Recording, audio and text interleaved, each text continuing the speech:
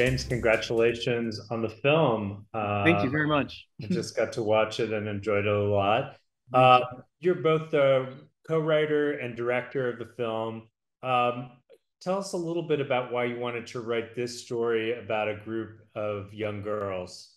I'm a parent of three kids, and I think being a parent has sort of affects inevitably the way that I look at stories and movies, and specifically stories that are anchored from the subjectivity of a child's experience. I think over the past few years, as we've all been dealing with a lot of anxiety, a lot of change, I've you know tried to be in, I am in conversation with my kids about things that are traumas that are both personal, like the loss of a pet or a grandparent, and things that are at a much more macro level.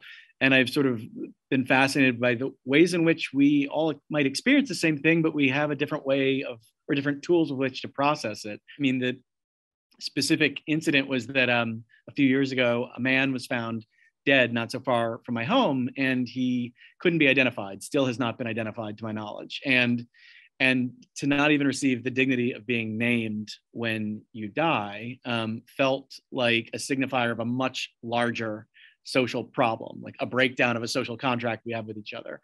And it was a catalyst for conversations with my friends, with my wife, and with my children. And it sort of, in age appropriate terms, we had, me and my kids and my wife and I with our kids had conversations about things like structural violence, about equity, about justice, about how one might become unhoused, about all of these things, about the effect on kids. And I, realized, the immense privilege that I had when I was a kid, in being able to see myself in coming of age stories about people experiencing death for the first time. And it was a male privilege that I think is worth being prosecuted, interrogated, understood. And that I think, films, the best kinds of films, have multiple subjectivities. And if we want to look at things like structural violence and how they're sort of passed on through society, we need different subjectivities so that we can understand ourselves better. And part of that, for me, was I wanted to make a film where my daughter could see herself and see her friends on screen, and both their hopes and their love for each other, but also their fears and anxiety, and to present it in a way and to dignify those feelings in a way that maybe my sister or my wife didn't have available to them when they were my daughter's age. Yeah, yeah. I think you really captured a lot of that sort of feeling between this group of young girls. Talk a little bit about eliciting those performances and getting the kind of intimate feeling that you got in this sort of it's sort of a mystery. Also, they're pursuing these different leads and trying to figure out what's going on here.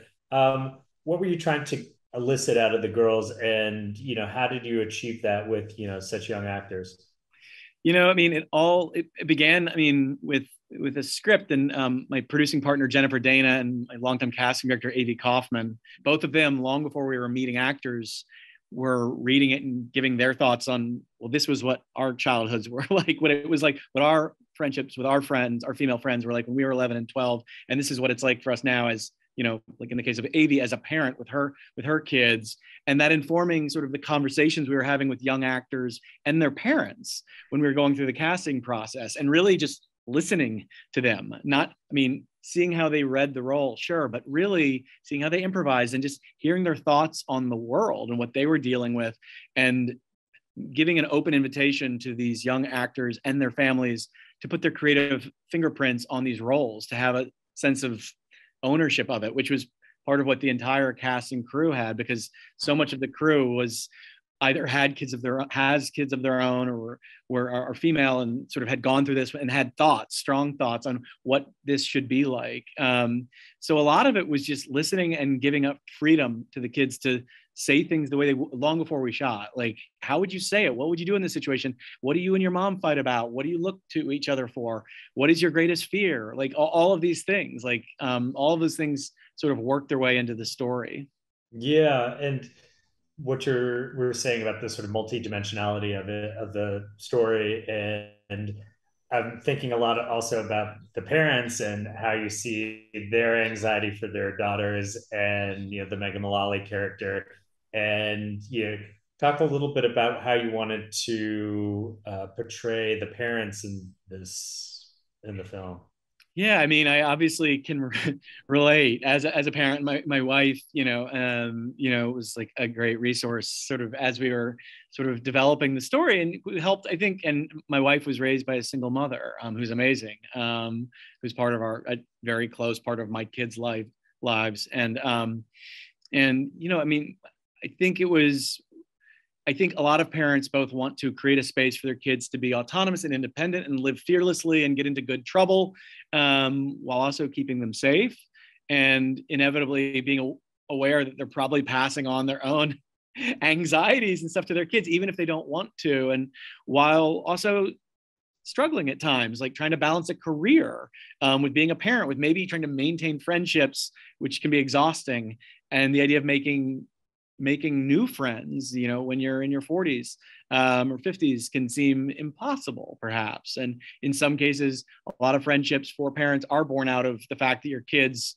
just happen to go to the same school. For that kid, the fact that they just happen to go to the same school, those friendships might be the most important thing to them in their whole world. They might have only known those other kids for 5 years, but if you're 11 or 12 years old, that's half a lifetime. And I think that experience, and really rooting this from that experience, not that it's naive to have a level of earnestness, or to use imagination to process trauma and abstract things. It's just part of growth. And I think every stage in life deserves to be examined on film, and especially groups that can be kind of marginalized, like the very young, the very old, sometimes don't get their stories told, or they're peripheral to other people's stories.